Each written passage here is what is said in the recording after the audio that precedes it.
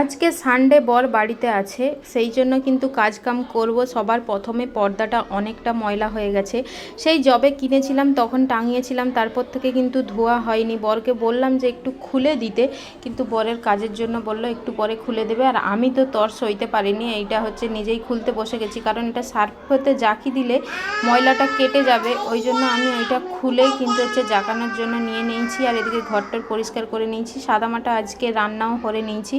বর ওখানে শুয়ে আছে আর আমি ঘরটা ঝাড় দিচ্ছি। এদিকে ডেটল পানি নিয়েছি, ঘর মুছবো। আর বাথরুমের জুতোটা পড়ে পড়ে নোংরা হচ্ছিলো বলে ধুয়ে নিলাম, গুছিয়ে দেবো বলে।